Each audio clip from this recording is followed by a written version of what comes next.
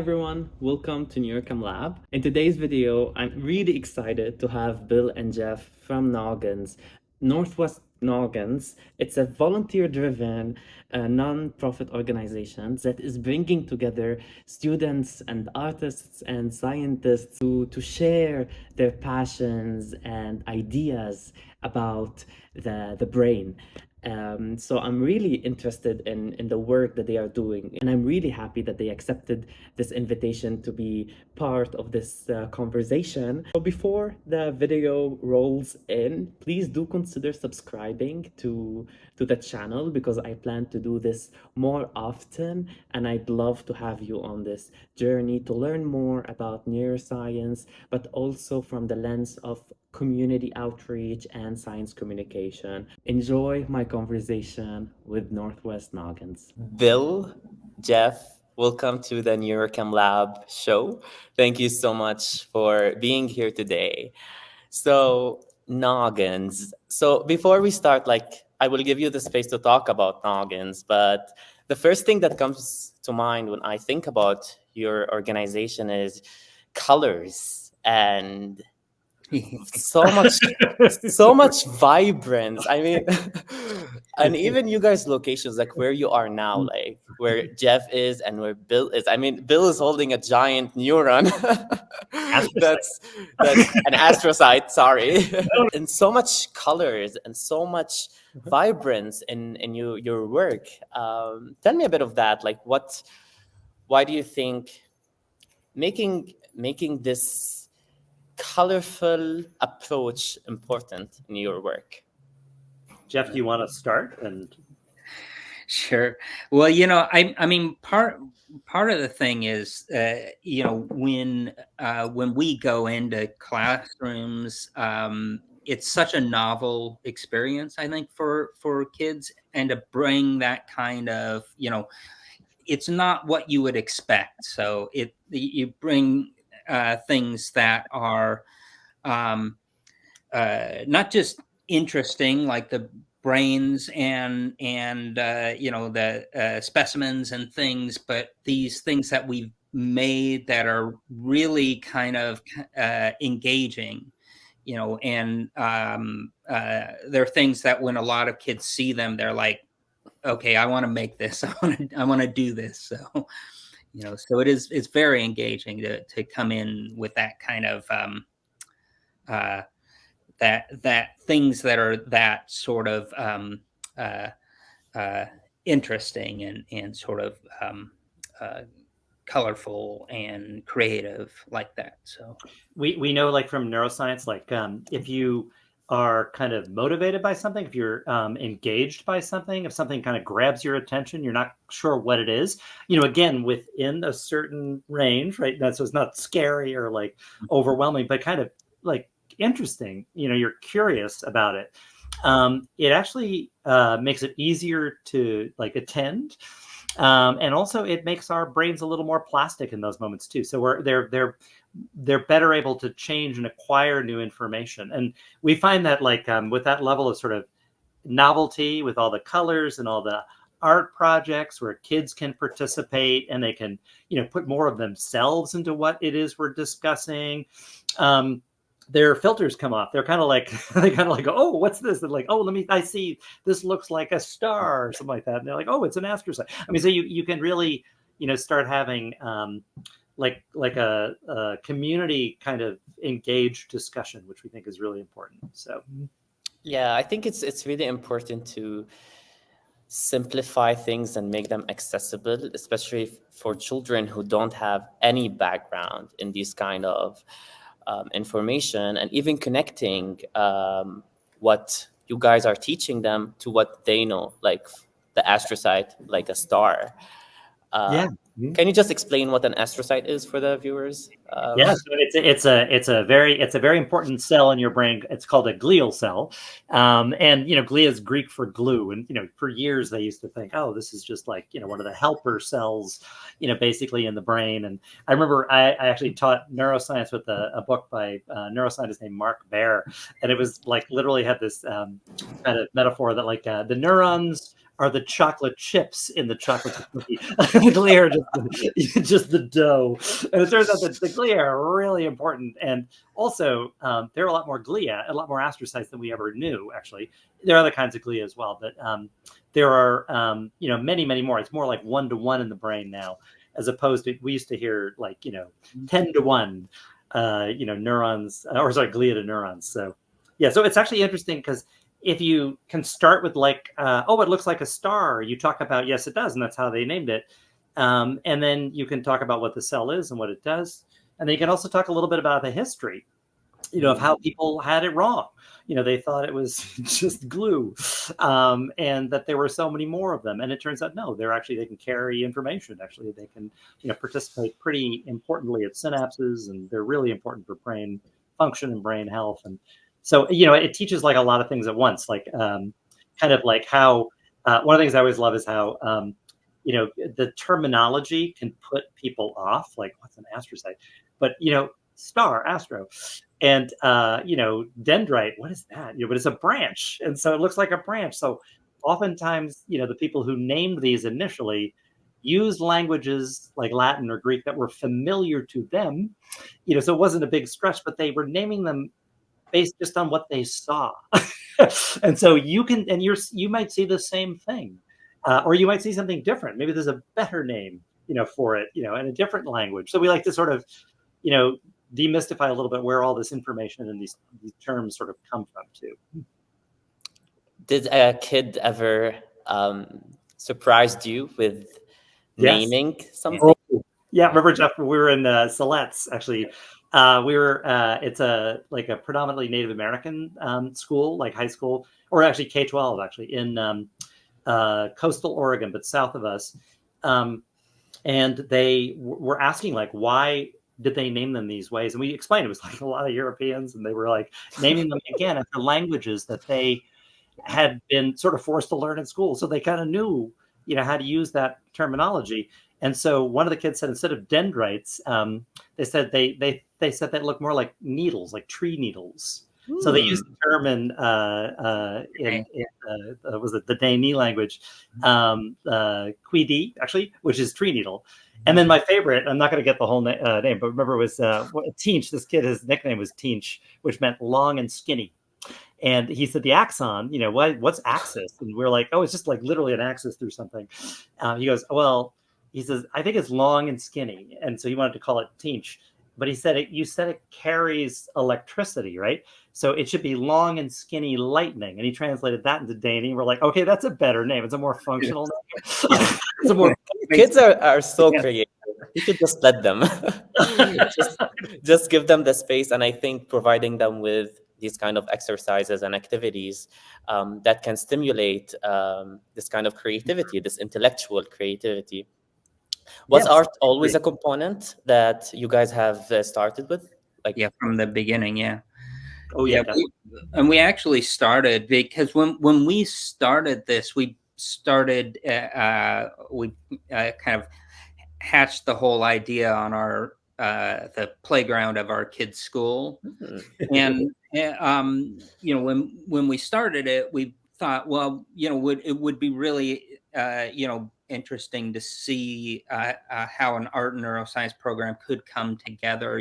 We had thought about art as a sort of a fundamental way in which to learn about things.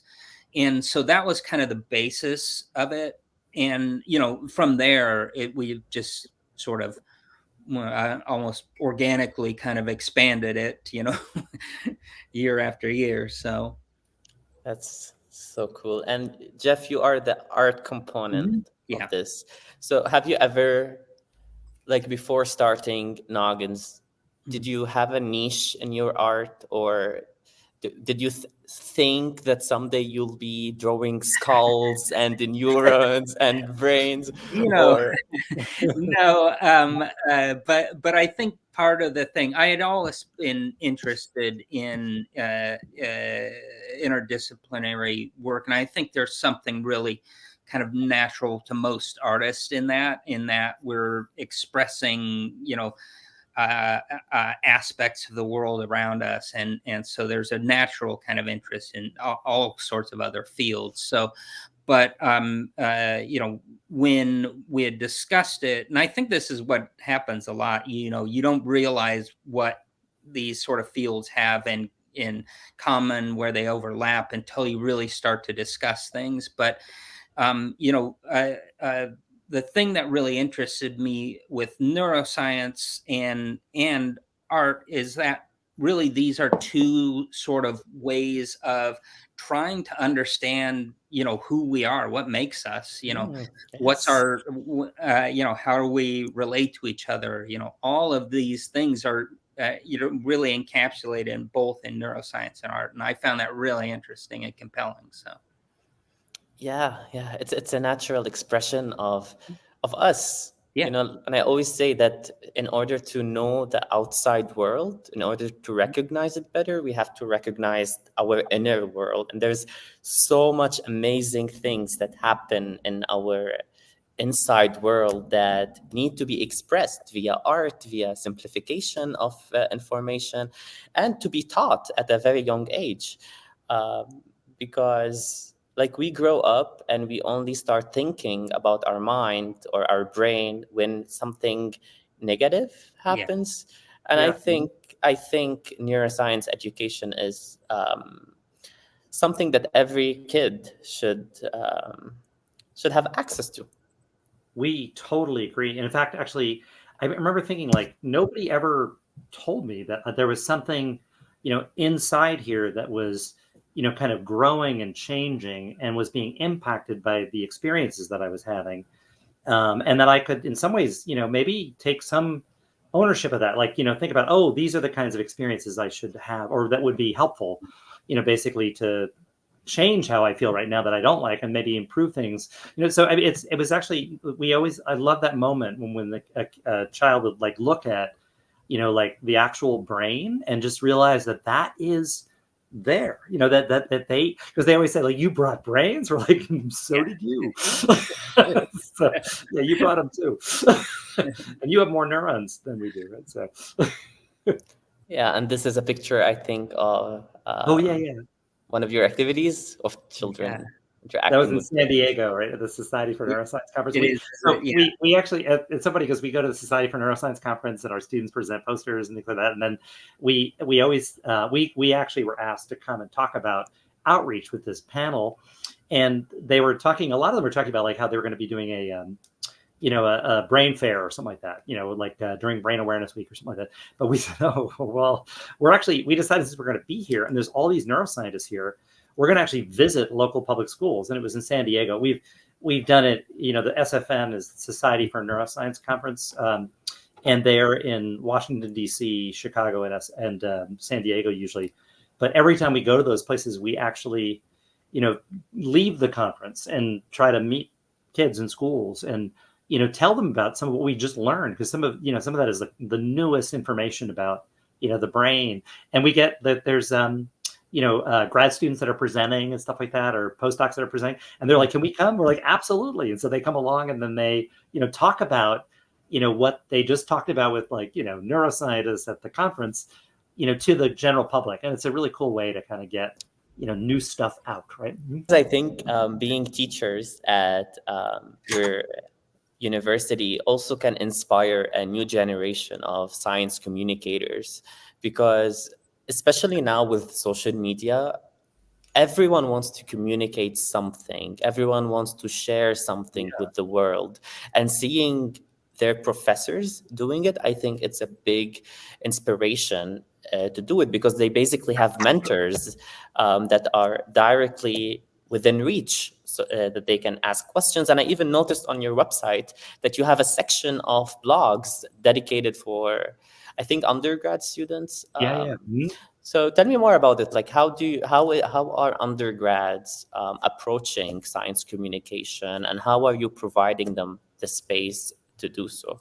So the biggest thing, I think, is to literally leave campus, to get out of the lab, to go someplace where you are not the expert. So oftentimes when we see, folks from our institutions, and we've seen elsewhere too, like, do some kind of outreach or something, they sort of set up like, we are the experts, and here we are with a panel, and we're going to tell you all about this and blah blah blah blah blah. And really, it's, first of all, we're not necessarily the experts in all these areas. I mean, there's certain stories that we've got from our own experience and background that we can maybe bring to bear, to certain conversations, et cetera. But if we're talking about like aspects of perception or memory or something like that, the neuroscientist is not the whole story. I mean, there's lots of people have experiences with memory, have family maybe that they've seen, change because of various, disorders and things like that. And that's very, relevant information and experience that they can bring to bear. So what we like to do is go places where we don't know what's going on. We'd like to go to, correctional facilities, for example, or to houseless youth organizations. And, kids and kids who are, don't have access to safe housing know quite a bit about, sleep in the brain, various, mental health disorders and things like that. And, it's interesting because, for example, like people who are not houseless, who get sleep every night, sometimes don't even see these folks, and they kind of dismiss them. And that's something happening in their brain, actually. So actually, if you actually go someplace and you see other people, and you start by saying, first of all, I don't know, what do you already know about the brain, or what do you want to know, or what can you tell us about, what's happening here? That suddenly, then you can see where your own stories, like from labs and classrooms, might intersect with what somebody else is, expressing to you and teaching you.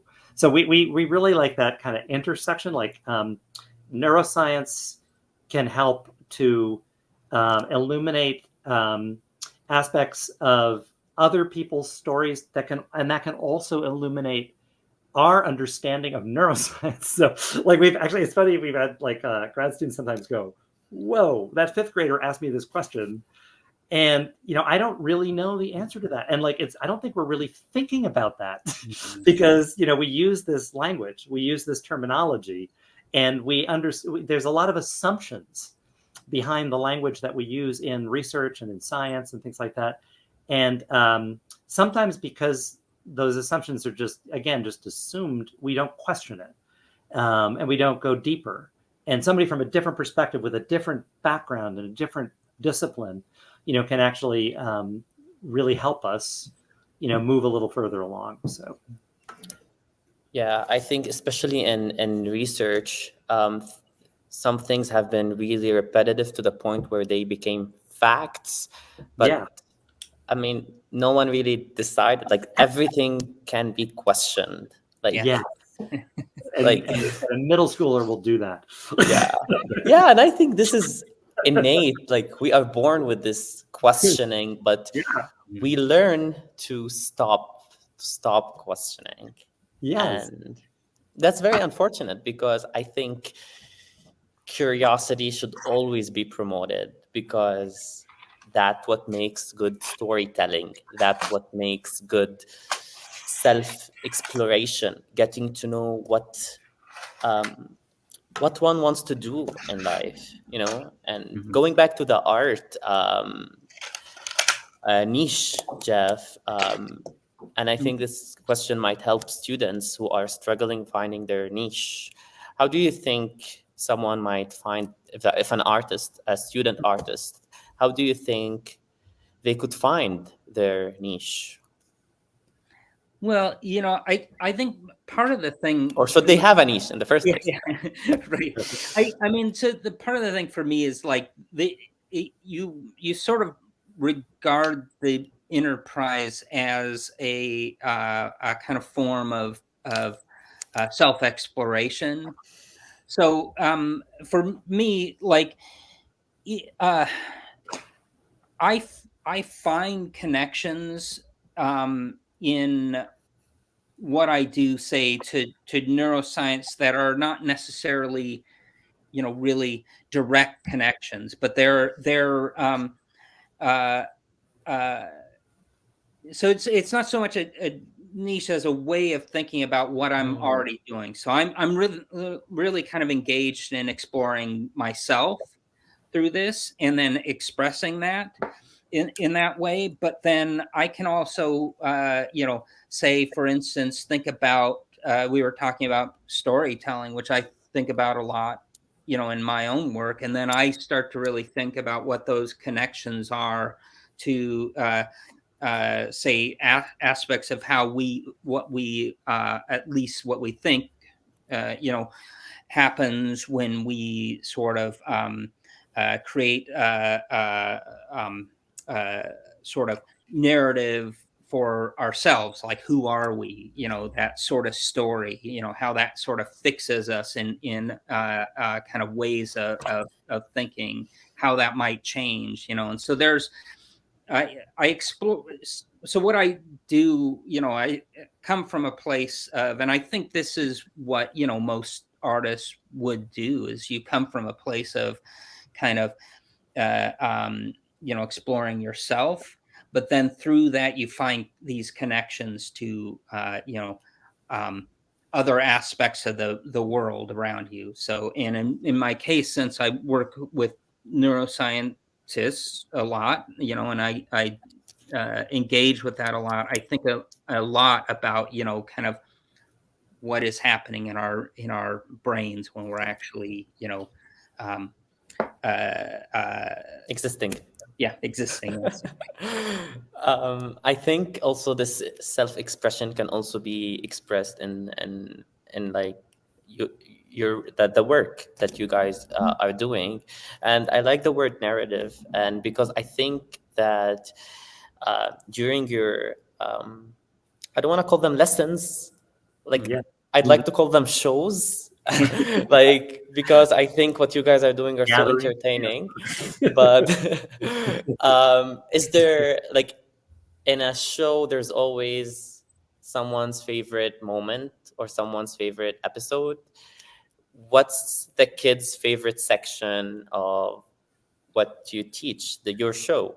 Is there, so we talked about like the real brain, exploring the real brain, but is there anything that you guys would like to highlight? It depends on the kid, right? That really is it. Actually, it's kind of, again, like you were saying, that there are some things that we kind of like take for granted, they're overlearned and things like that. But, what's really remarkable is that all of us have very distinctive, kinds of experiences and backgrounds, and, we make very distinctive mistakes, right? We learn from those. A huge part of why I think we kind of lose that kind of wonder, et cetera, is because we're being so judged all the time, and oftentimes in educational settings too. So this is really like, no, what do you know already, or what do you want to know? What do you want to make, or what do you want to do? Like, nobody has to hold. We always say, like, if you'd like, you have to put gloves on, but you can hold an actual specimen. But nobody is ever required to do that, right? And not everybody necessarily will. Usually, by the end of a session, though, Jeff, right, everybody has come up and examined it. But you can work and make a neuron out of pipe cleaners, or you can print a neuron using plant matter that you find, and ink, etc. That you put yourself into what you want to do. And we've been in circumstances where there have been like teachers that tell us, wow, that kid has not participated in anything this entire year. Like, they just have not done anything. And by the end of the class, they've created like this gorgeous neuron. They're like, they really got into that aspect of it, and it's really, it gives me chills. It's like amazing, actually. Yeah, and part of that too is kind of that's sort of the approach we have, is that we're going to go in and we're going to ask, like, what are you interested in? What do you want to do? And there's a lot of sort of agency for the kids in that, and for us to let that kind of drive the whole experience, I think it really that is shows up as more kind of authentic to the kids, and also it's including them. It's not, we're not coming there to just talk to them or talk at them, or something like that, or make them do this particular thing that we have an interest in, but maybe they don't. So And we genuinely, I mean, we are struck all the time by what we learn. I mean, it's like, you know, it's kind of like there's, so we always talk about how like they have incredible brains. You know, we go to like lots of different places. We go with their adults in some settings, and we go with, you know, people of all ages pretty much, but definitely K-12, you know, there is such plasticity in their brain. So like we always talk about how like, you know, the teacher will sometimes say, oh, so kids, you know that your brains are under development, and you know, they're not yet adult brains. And we're like, okay, yeah, but the problem is like the adult brains, you know, they now have networks that are tuned to, you know, particular expectations, particular biases, so they jump quickly to conclusions. But the younger brains are still figuring a lot of stuff out, so they often see things or notice things that are actually kind of important now, or certainly amongst their peer group and things like that, that the adults are completely missing. So we talk about how like, you know, you've got there's a lot of valuable insights that you've got that you should share. Actually, you could teach people things, actually, just like, you know, the adults can teach you a few things too. But it's really interesting to sort of privilege that. That's not what they often hear, actually, you know, in these kinds of settings. I fully agree. And I think the education system is slowly getting better, I would say, but not on the pace that children needs it to be better. How do you think this kind of mentality could like basically start getting integrated in the fabric of the education system DNA? Because looking at it, like, there's so much to change, so much to tackle, so much policies to alter. How do you think, like, a first step to start including children, hearing them out, encouraging their curiosity, and where do you think like fixing this should start? Well, so I mean, I don't know, Jeff. I know you've got ideas, but I'm thinking like, first of all, like we've heard things like, you know, we were in a third grade classroom, you know, not too long ago, and this kid goes, so you know, what in your brain makes you not kind of nauseous or throw up? Because we, you know, we have tests coming up next week, and it always makes me feel sick and I throw up. And we were just like, oh my God. That's a great question. It's like, so we actually talked about like, you know, well, you know, actually this is how thinking about something like that and being concerned could actually influence, you know, brainstem mechanisms that are involved in, you know, emesis, like vomiting and things like that. And so, but then the teacher was like, yeah, we just hate that we're giving these tests. Like, you know, part of it is they are these one right answer things, you know, and oftentimes we tried actually. So I heard you were going to be doing like gathering data on some interventions in school. Yep. We tried that actually and tried to do what they wanted us to do, which was to get data, like a pre-test and a post-test. But one of the things is we go to public schools and we go to, you know, places where a lot of kids have had really terrible, you know, nausea-inducing experiences with, you know, standardized testing and just tests. And so they immediately kind of withdraw. The idea that you're going to give them a pre-test, they're just like, you can see some of the kids are like, ooh, I do good on tests. And they're all ready to do it. But others are just like, they just check out. And so, yeah, so I mean, having other methods of assessment would be really helpful, like art projects or a story, or, you know, tell me something, you know, something creative that involves you and not just, you know, what the Pearson company thinks you should know. And, you know, part of it is also, it's like they make so much money off of these kids too. And really the kinds of educational experiences that we have with kids are super cheap. Like, you know, we just use pipe cleaners, or we use whatever, you know, ink or paper or scissors, like whatever is present in a classroom already. And we get more of the kids completely engaged, and nobody, even though there are actual brain specimens, nobody throws up. Yeah. So yeah.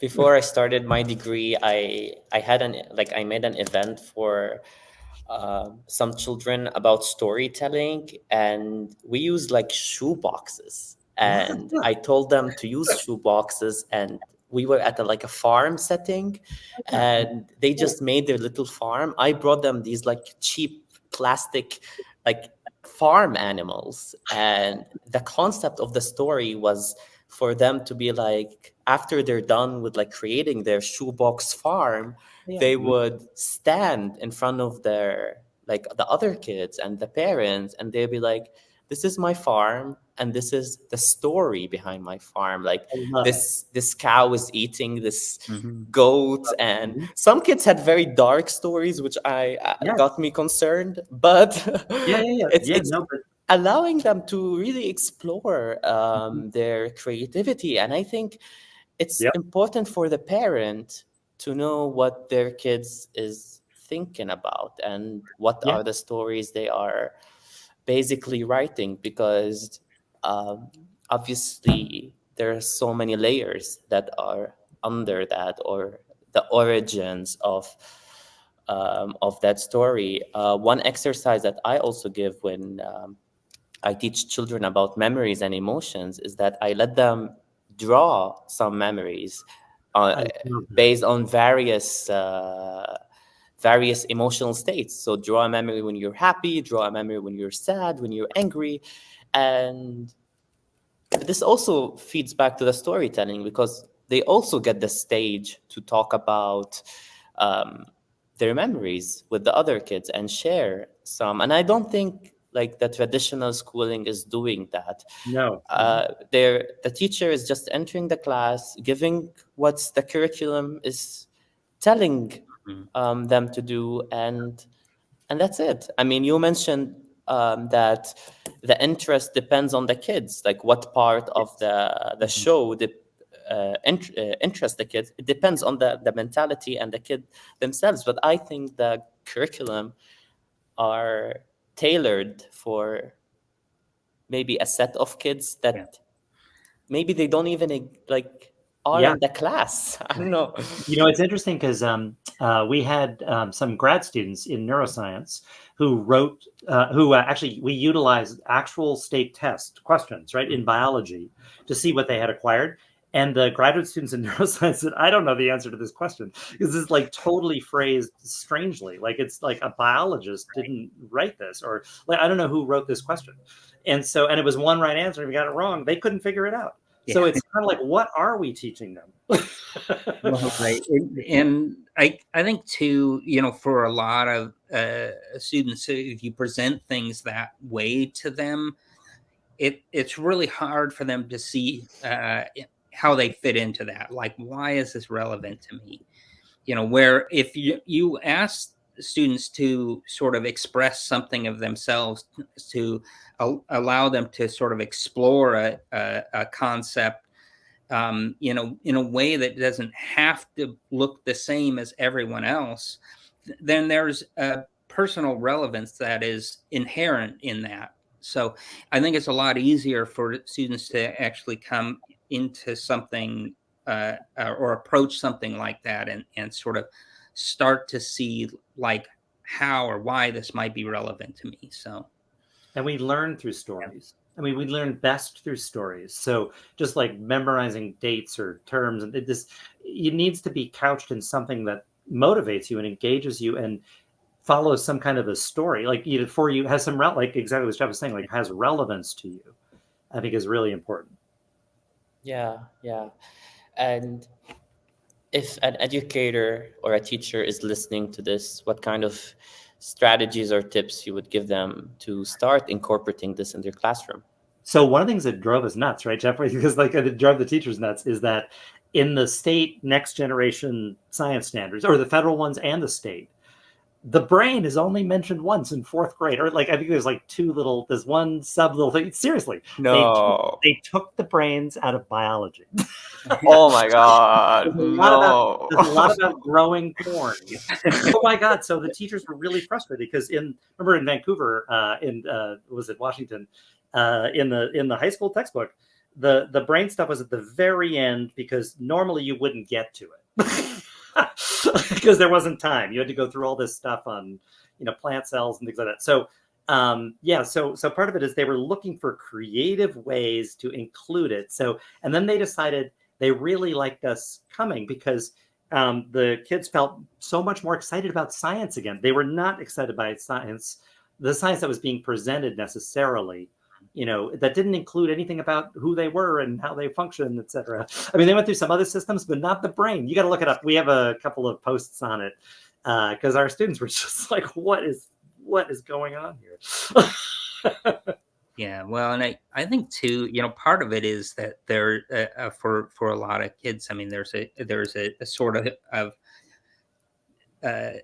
concept of science as being this kind of really dry and not very creative thing, and we really like to frame it as something that is a creative endeavor, and I think that's important for people to see that it could be exciting, it can be creative, it can be, it's not just this really kind of cut and dry sort of way to explore the world. So that's our responsibility as educators to make it fun, because science is fun. Yeah, we know that, but they don't know that, and they absolutely have the right to not know that, because there's so much interesting things that are more exciting for them, right? Like these days. Yeah. So it's kind of hard to bring their attention to science. So art projects help. Have you guys thought about some more of like technology integration in your work? So how does that look like? So I was going to say really quick though, like the other thing that really helps a lot is that they see, grad students and undergraduates, like people not necessarily, depending on the grade level we're in, that much older than them, doing science, talking about their science, talking about the experiences they have in the lab and classroom. And that really makes it much more accessible. Also, like they see that this is something we see kids, like their eyes kind of light up, like, you mean I could study the brain? They'll actually just say that. They'll say, wait, you mean I could study the brain? Like there's a job. They have no idea that this is an opportunity. But technology, I don't know, I'm sure backyard brains, for example, and things like the human to human interface and stuff like that. Those are wildly popular. Everybody wants to do those kinds of activities as well. So bringing in technology is helpful. Part of the other thing we do is like Bill was saying, we have a lot of undergrads, grad students that come with us, and they all come with their own interests and expertise, and so often we'll have people who are really interested in technology sort of surrounding neuroscience, and they're very excited to sort of share that. And so we've had people make their own kind of little home EEG sort of setups and bring them in and things, and it's just so it's also a chance for them to sort of share their own excitement, and that's pretty engaging as well. So. Yeah. And I think what's also interesting about brain education is the way it's easily connects to other systems in the body, to other fields like technology. It's so easy to connect everything to the brain, because even in like machine learning and artificial intelligence, they try to imitate what the brain is doing. Yeah, definitely. Neural network technology. Yeah, AI. Exactly. Yeah. Yeah, and I think many people aren't really aware of that neuroscience is the basis of many other fields. And I think we are at a critical point of history where technology is advancing and neuroscience is advancing because of that technology. Yep. So I think we will, like the next few years, we will observe so many innovations in technology and in neuroscience. There has been a really interesting kind of effort by the NIH. It's called the NIH Brain Initiative, to really pump a lot of money into the development of new technologies, actually, that we can better examine the brain and the function of the brain, the structure of the brain. And we were privileged to go to one of their conferences recently. It was pretty amazing, some of the stuff that they're developing. That's incredible. yeah, there's a lot of new stuff coming down, which is like, whoa. Yeah, this is way beyond like, you know, single cell recording and something like this stage. Yeah. Yeah. And so for the educators listening to this and are interested to integrate neuroscience in their Oh, yeah. curriculums, but they don't necessarily live in Oregon or in the US, so they don't have access to noggins. So how do you think? Yeah, we actually have on our website, there's a resources pull down tab, and so we have at Portland State University, where we both teach now, what's called an interdisciplinary neuroscience minor. So it really involves, like, for example, art and neuroscience.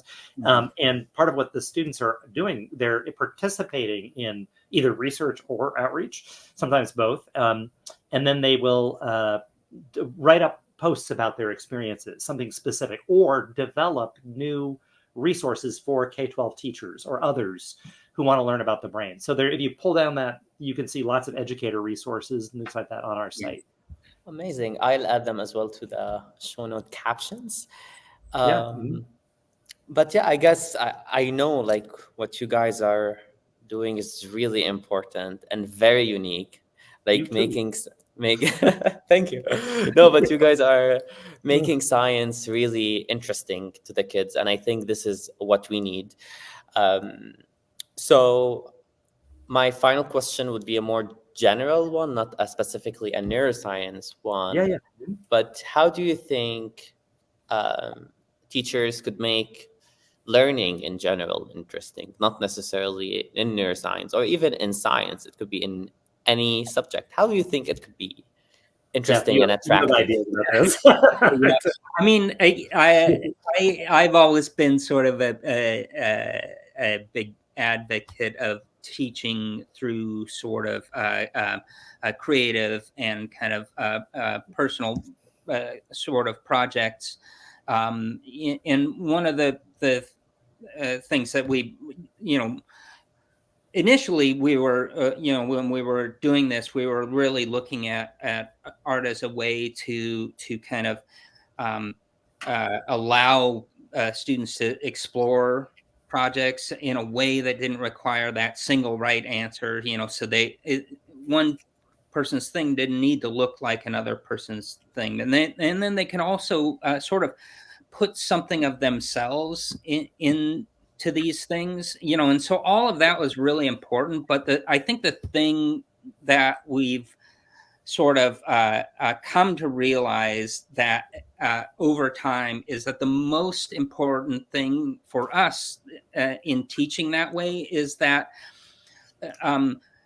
it allows us to better sort of see each other, in a way that you wouldn't get with any other sort of learning, I think, because there's a natural kind of inclination to express something of yourself in these, when you present sort of content that way, in a way that allows people to say something about themselves, and then so everybody starts to see like, oh, I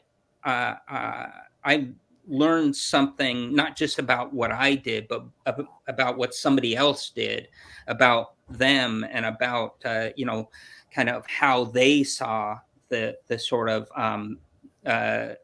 whatever we were discussing. So it becomes a much broader kind of learning than just like trying to remember, exactly, what the names of something are, or the numbers involved in something, but you're really kind of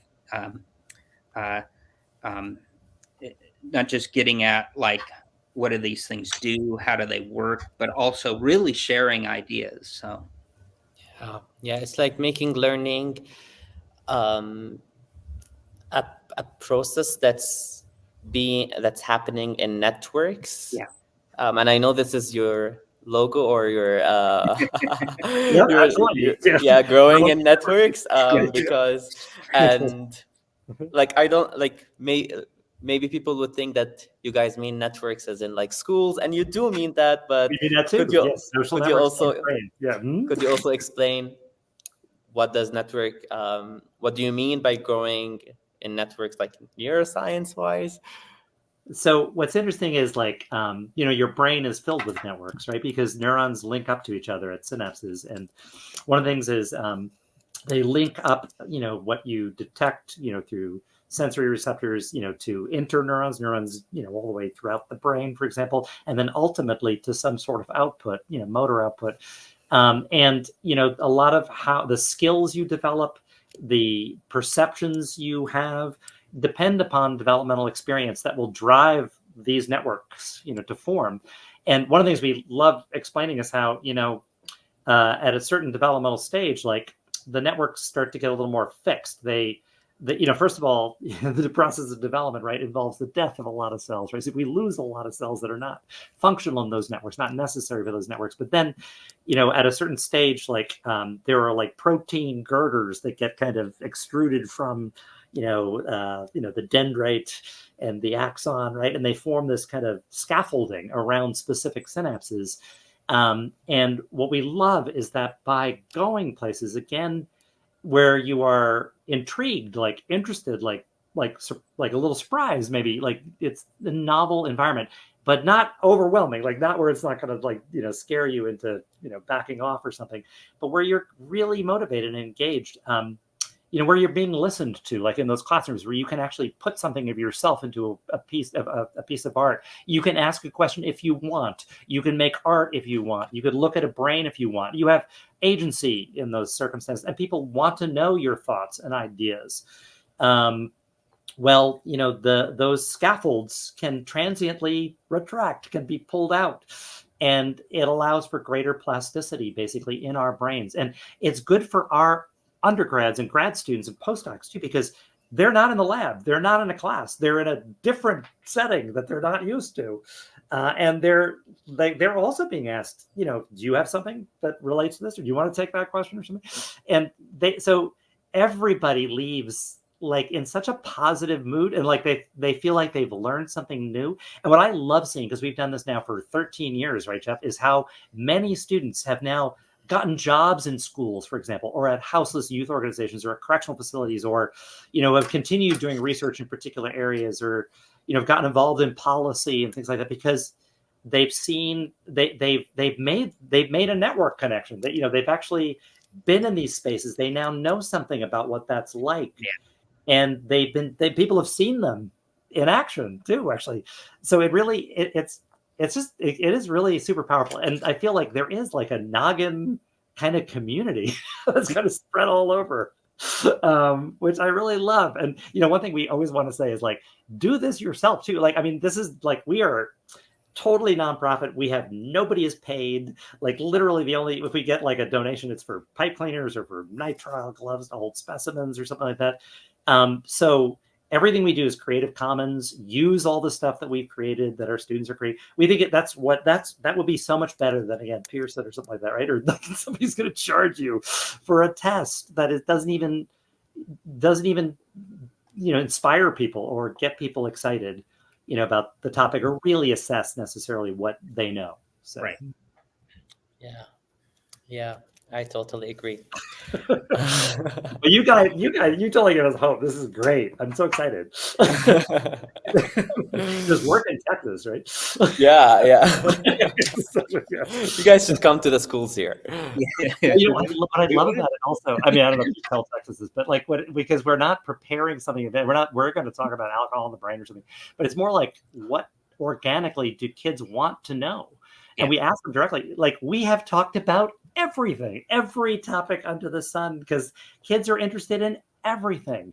And so there's no wrong topic. I mean, it's not like you can't discuss that. People, the teacher, everybody's fine, because the kids ask those questions. That's what they want to know about. That's what they're thinking. And that's very illuminating and very interesting and very empowering. And this is why neuroscience education makes so much sense. Yes, because why haven't people been doing it for years and years? I mean, we learn so much. I don't want to say useless stuff in schools, but Yeah, things we that do. we Yeah. don't use in Irrelevant. our Yeah. daily life. But if I learned how my brain works, how my emotions are made, how I vomit, Yes. I would I would have better self acknowledgement and Yes. even better self-love, because Yes. when we learn how our biology works inside and how it's really making us survive, we will love it so much. And it's the most underrated form of self-love that I think everyone should start learning. And I think this is what you guys are also doing, that you're teaching people how to love themselves in a way. So Or just they have insight and understanding. Yeah, absolutely. And then also in like Jeff was saying too, like others as well. You know, you start to empathy. every other kids express stuff. Yeah. Because when you understand, let's say, the science behind depression or the science behind sadness, you will know that, hey, my brain, no matter our differences, and even if we're so much different, if we come from different places in the world, our biology is the same. It's identical. And the way my brain works is the way your brain works. And I will have so much empathy, and I will start seeing people in a different way, the more similar way, and just feel closer to them. I also think it's kind of cool. Like, I think you realize when you study neuroscience that, like, oh, wait a minute, my brain, I have a brain too. It's a brain, which means it's like it has access to what I've experienced. And so it's sort of extracted like social expectations and rules from my social experience. And then wait a minute, like other people have brains that have very different stories, and I could actually improve. I could learn something. I could change my brain in ways where I actually see and acknowledge and maybe include. So I mean, it's really powerful. I find like when we go, like we love going to like public schools and just going out in communities, because we like to be where there's lots of people, not lots of brains, not just like like a private school where it's everybody's got a lot of background, and I mean there's still diversity obviously, but I think the more rarefied and the wealthier you get, like more removed, you start seeing very similar brains and it's not as interesting. You're not gonna learn anything. Like you're gonna be reinforced in the biases and expectations that you've got, as opposed to being challenged in fascinating ways and learning something and changing how you perceive things, right? Yeah, because even research shows that the more challenges, the more change. Would you like to touch on that? How challenges and difficulties can... Well, we think of sometimes, right, Jeff, about like in a university department, right? If they're going to go look for like another faculty member, well, they're going to look. It's kind of fascinating. They often look for people who sound, talk, and seem just like they do.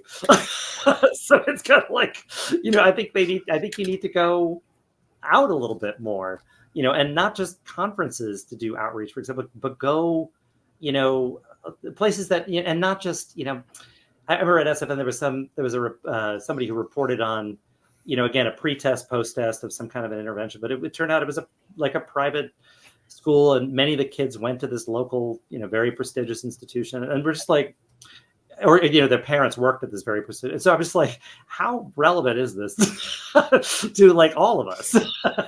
So I mean, I think it's really important to actually, be serious about like actually challenging yourself, like making sure your brain is remaining plastic, and you're hearing other stories and expanding your own story. So yeah, and I think like with the internet, it's so easy to just watch a video of someone's story, of someone, like you can watch a video of a Nobel Prize winner, but you can also watch a video of someone who has been harassed and abused all of their lives, and they may have recovered, they may have still in recovery.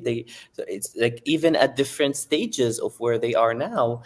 I think it's very easy, and I think it's like, I encourage people to do that, to listen to. You don't have to like meet the person physically if they have already shared their story online. You should just listen, just hear people out and listen to what people have gone through, because that way your brain could also expand on their story and relate it to you. Because even if I think a person's tragedy or a person's success is different, there are some commonalities that everyone share, and it's important because it helps you relate to that person and reflect on yourself in a way. There's a lot of like, right, Jeff, like dehumanization, right, that goes on. I mean, it was interesting because I remember the first time we went to one of these to a youth correctional facility, like one of the comments that one of the undergraduates made was like, after we left, they're like, wow, there were like kids there. You're like, who did you think was there? That's what this was, a youth correctional facility. But I mean, it's kind of like you don't see people necessarily until you go there and you listen to their stories, right? And you actually, there's research, right, on how if you have somebody in what psychologists will call like an extreme out group, like houseless youth, for example, and you show images of a houseless youth, like they'll have areas of the brain, networks in the brain, that are involved in not like appreciating another person, but appreciating sort of an object or something. And but if you show, for example, some art that they've created, for example, then suddenly you get a change in how people appreciate that individual. They appreciate them as another person. They sort of see them. They're often moved to do something like, oh my God, these are extreme circumstances. I need to help or something. Well, how can I help or something? I mean, they actually see the other person. Jeff, you should describe what we did with Pear, right? Yeah, well, I mean, it is one of the and it is kind of part of why we on Jeff, can you say that again? Can you like, say that again? It lagged. Sorry, okay. It lagged. If you could start, please. All right. So I think part of the reason why we put such an emphasis on expression and is sort of like what Bill was mentioning, that this really kind of allows us to empathize and see each other.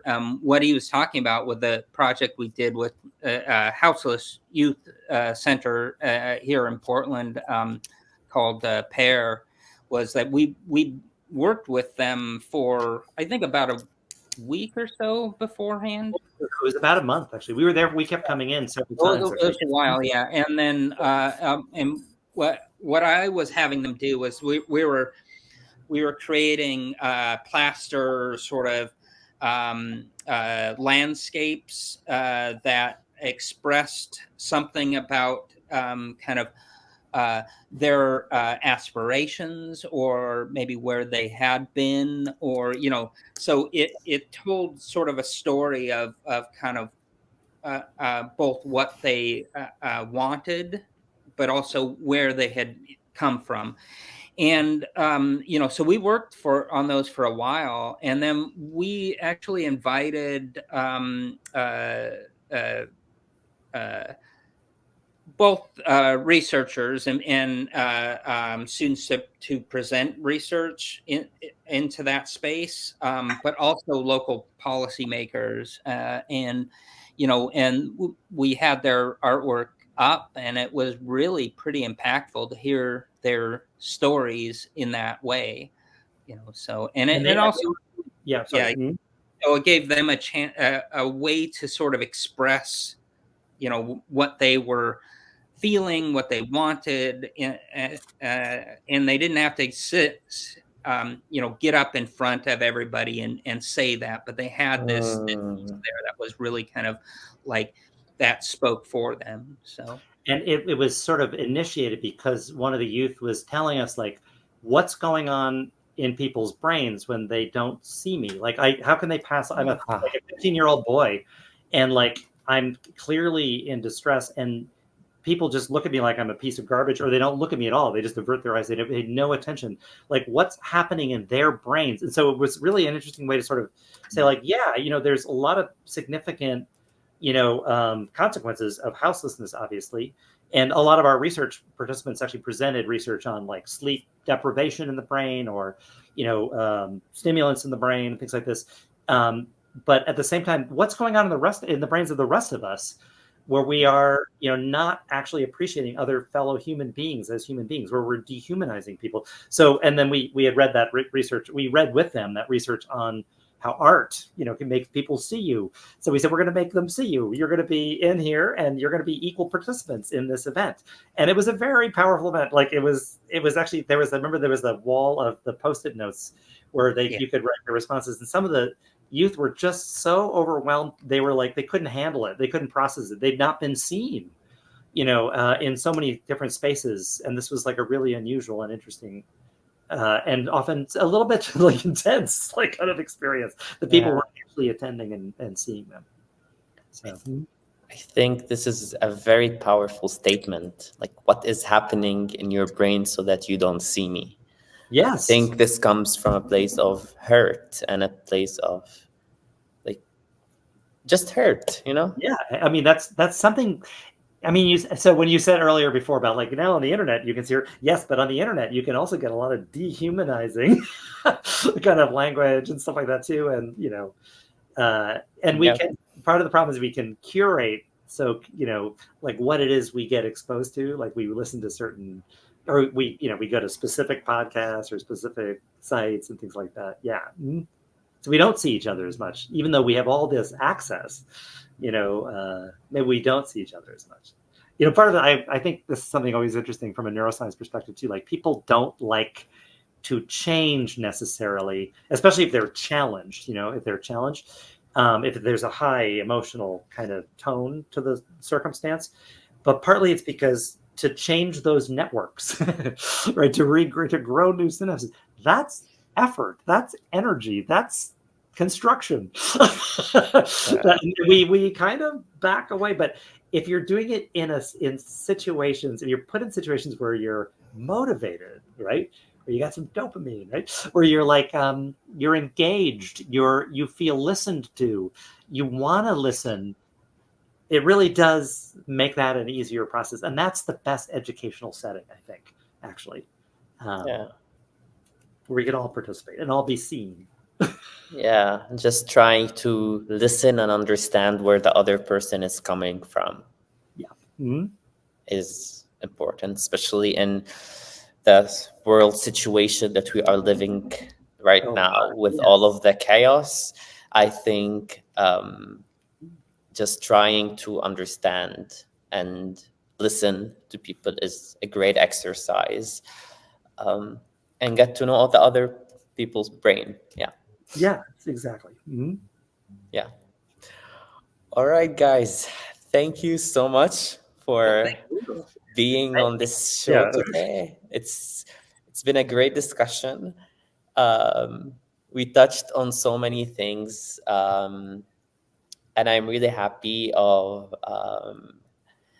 your input and your insights, coming from education, coming from neuroscience, and coming from just general human behavior. So thank you so much. And is there any final comments you'd like to add? Well, thank you very much. Yeah, we really appreciate it. As you can tell, we like talking about this. I like talking about this. This is why I started this. I can tell you do too. Yes. Yeah. Well, we should say, if you want any more information about NorthWest Noggin, you're welcome to check out NW Yeah, all of the links will be in the caption notes down below, along as your Instagram profile, so people could follow you. And yeah, thank you so much, guys. Thank you very much. We appreciate it. Thank you for joining me in this conversation with Bill and Jeff. As you have seen, I was really passionate and excited about the things that they were sharing with me.